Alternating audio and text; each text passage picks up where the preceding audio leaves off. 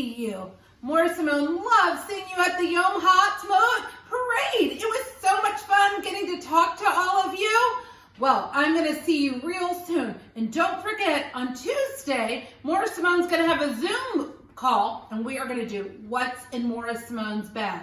So if you want to get on, please tell your moms and dads at 11 o'clock on Tuesday. They'll be in the teacher's letter, my number, to be able to sign on. Well, we're going to talk about Abraham and the search for God.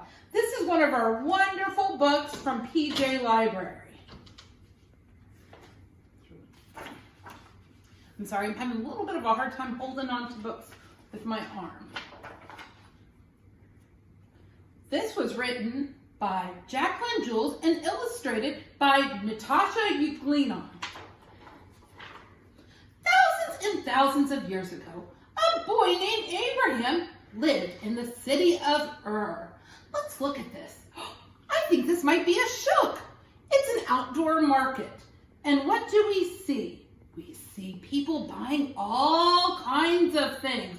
They're buying grains. They're buying animals. Over here, they're buying blankets. So this is our shuk.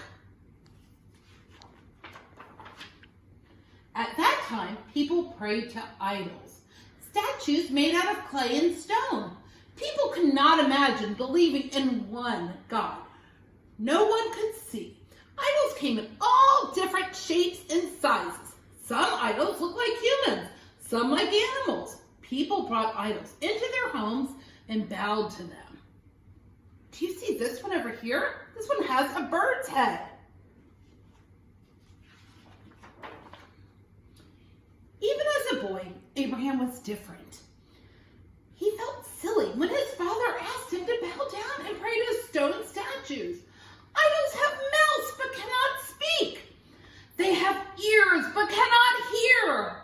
How can an idol help us? Said Abraham. His father scolded him. Don't question our ways. But Abraham continued to ask questions. Who made the clouds and the sky? Who made the beautiful flowers on the ground? The more Abraham questioned, the more he disliked the idea of praying to idols. There must be something greater than idols, he thought.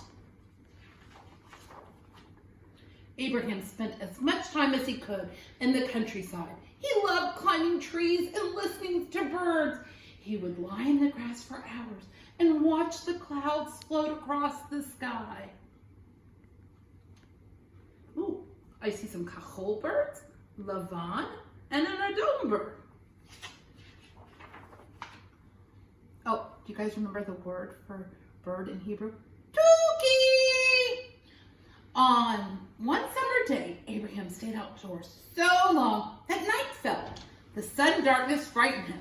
Then a full moon came out, surrounded by millions of glittering stars. Abraham raised his arms towards the moon. I found something greater than idols, a shining silver light that lifts the darkness. Abraham prayed to the moon. Oh, moon that lights the sky, you fill my heart and you fill my eyes. He was so fascinated by the moon's beauty that he watched all night. But in the morning, the moon disappeared. The clouds turned pink, then red.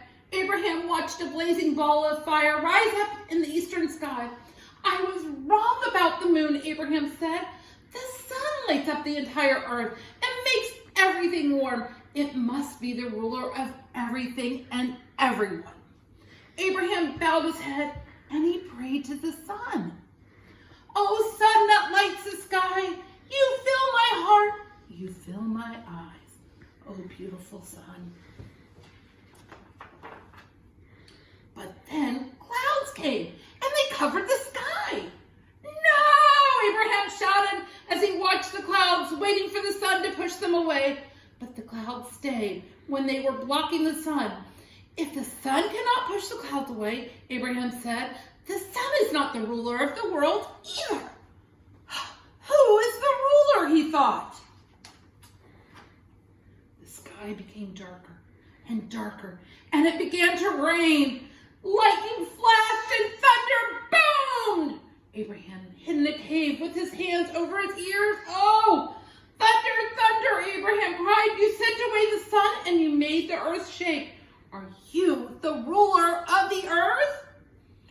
Abraham trembled in the cave until the thunder finally stopped. Oh, look at that. Is that a kesef?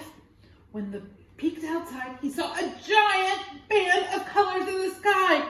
It was red, orange, sorry guys. It was red, orange, yellow, green, blue, and purple. Reached as Abraham could see. Reached out as far as Abraham could see. Beautiful rainbow, he called out. Did you stop the thunder? A few minutes later, the rainbow vanished, and the sun shone stronger than ever. Soon, Abraham felt hot and sticky. He looked up at the sun, but he was forced to look away. Brilliant sun, Abraham exclaimed. You are so bright and so powerful. No one can look at your face. Abraham wondered if the sun might be the ruler of everything after all.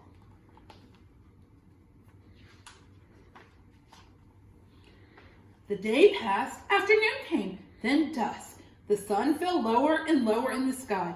Abraham watched the sun disappear. Darkness came. As the moon and the stars appeared, Abraham realized something. The sun and the moon are taking turns.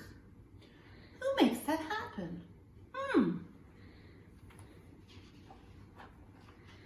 Abraham could not sleep that night.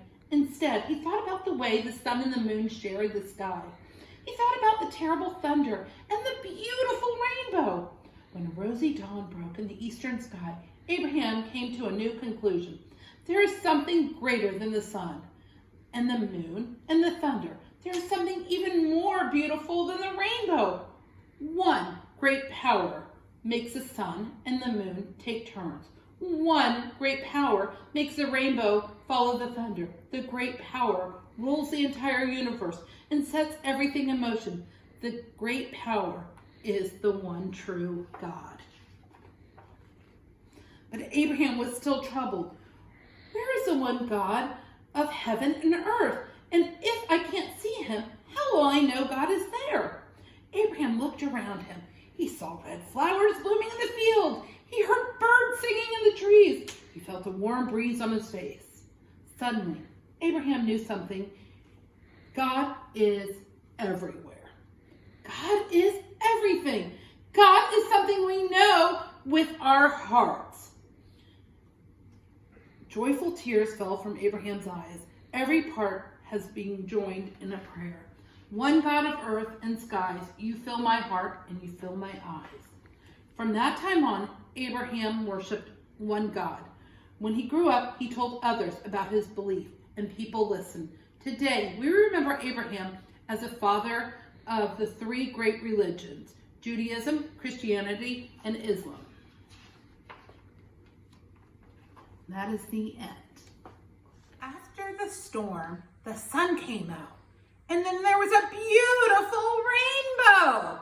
What is rainbow in Hebrew? Keshet. Let's sing our song about the Keshet. Bo, bo, bo, bo, bo, bo, bo, bo, bo, bo. What's your favorite color in the rainbow?